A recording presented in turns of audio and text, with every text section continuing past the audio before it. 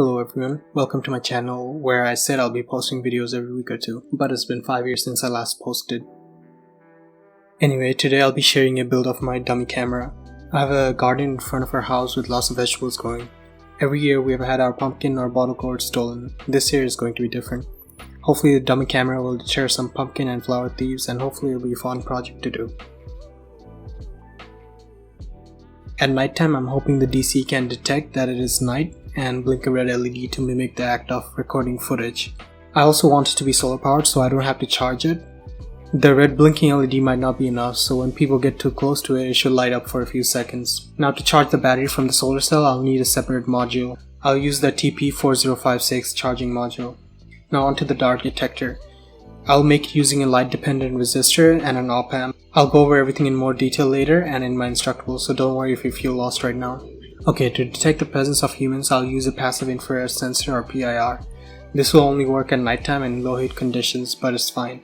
Finally, I use two 555 timer ICs to create the blinking and the LED pulse. Okay, now let's move on to the circuit build. This is a schematic I made on EasyEDA. This and other build files are all available in the Instructable link in the description box. I'll be going over each part of the circuit now. Let's make the dart detector first. So this is the light dependent resistor. When there is no light shining on it, the resistance is close to a mega ohm. But when you shine light on it, the resistance drops to 100 ohms or even lower. Let's make a voltage divider out of this LDR and a resistor. In this voltage divider, the output voltage is proportional to the resistance of the LDR divided by the sum of the two resistors. So when there is barely any light shining on the resistor, its resistance goes up and the output voltage goes up. The Vout is almost linearly proportional to the light shining on the LDR. But I want it to be piecewise and not continuous, so it should just output 0 volts when there's light above a certain threshold and VCC when there's little light. To do that, I'll use an op amp. The op amp has two inputs, let's call them V plus and V minus. The output is the voltage between the two inputs multiplied by the gain A, which is a giant number. So basically when V plus even marginally bigger than V minus, without any additional components, the output should reach VCC. Now let's say I connect V minus to ground. The output will reach VCC as soon as V plus increases even a little bit, since it will be higher than 0. But if V minus was higher than 0 volts, the output will reach VCC only after V plus becomes greater than V minus. I'm going to connect the output of the voltage divider to the V plus input of the op amp. Now I'll connect the output of another voltage divider to V minus. This voltage divider will be a potentiometer, and the output can be adjusted to set a certain threshold. Now I'll add some more components and connection to the dart detector, and it should produce the output we want. Here I am wiring up this part of the circuit.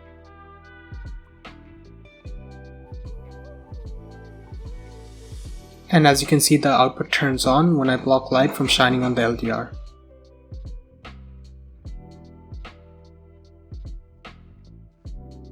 Okay, let's build the LED blinker. It will be based on this 555 timer circuit, and the values of the parts will be in my schematic. Anyway, the 555 timer is wired in the astable configuration where the output keeps changing from high to low. Now I want the LED to stay on for only 20% of the time, so it needs to have a duty cycle of 20%. But the problem is that the configuration can only go down to 50% duty cycle. So instead I'll flip it. I'll make it an output signal with 80% duty cycle. I'll connect the positive end of the LED to VCC and the negative end to the output of the 555 timer. This way it will blink whenever the signal goes low and turn off whenever it goes high. This is how it should look with the connections. I used this website to calculate the values of the parts. I wired it up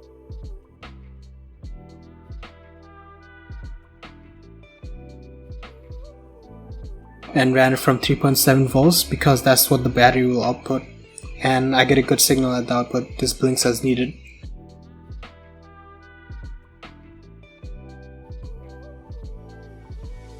Now I want the dart detector to control the blinker, so I'll use a 2N7000 MOSFET to do it. It has 3 pins, gate, drain and source. I could build a switch using a MOSFET where the load has to be placed between VCC and drain. So if I feed the output of the dart detector to the gate of the MOSFET, I can use that to control the blinker. So I placed the 555 blinking circuit between the MOSFET and VCC. I connected all the ground connections in the blinking circuit to the drain of the MOSFET. And then I connected the dart detector to the gate of the MOSFET. I wired everything up, and as you can see, when it gets dark, the LED starts blinking.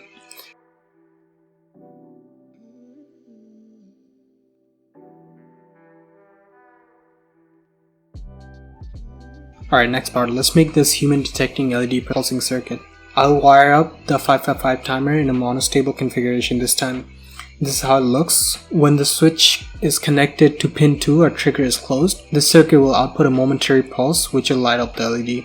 I'm using a MOSFET at the output to power 4 LEDs. Now the switch or the trigger in my case will be the signal from the PIR sensor. But first I'm building the circuit without the PIR sensor to test if it works. And well, it works.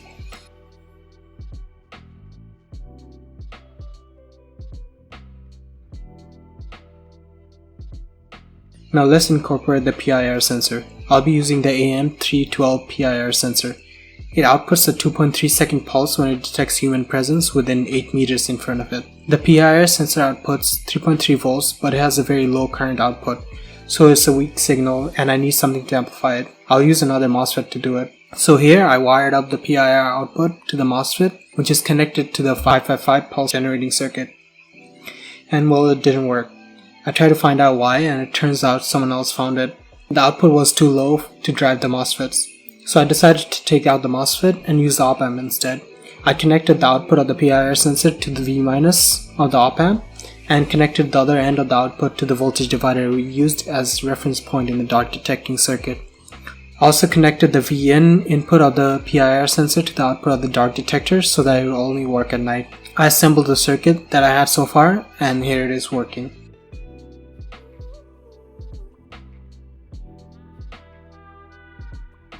This is the completed circuit. Now I just need to add the solar cell, lithium polymer battery, and the battery charging module.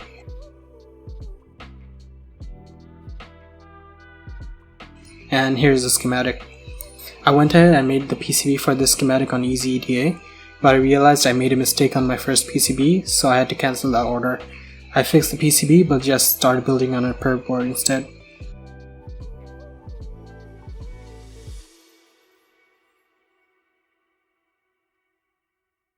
I used long wires to connect the LEDs, LDR and PIR sensor to the board, and this is the final product.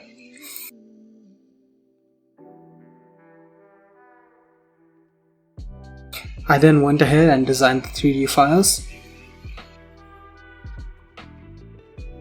I printed them out and they look just fine, although the camera body had a little bump at the end because of warping, but it's fine because it's going to be covered up by the top of the camera body.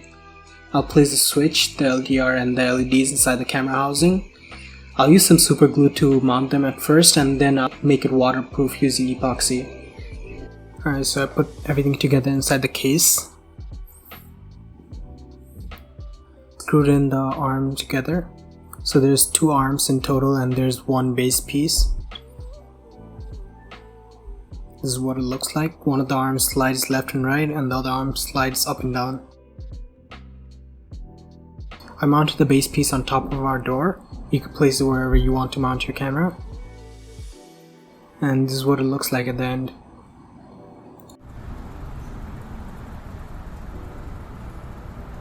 Thank you for watching the video. Make sure to check out the Instructable for a detailed list of parts and their values.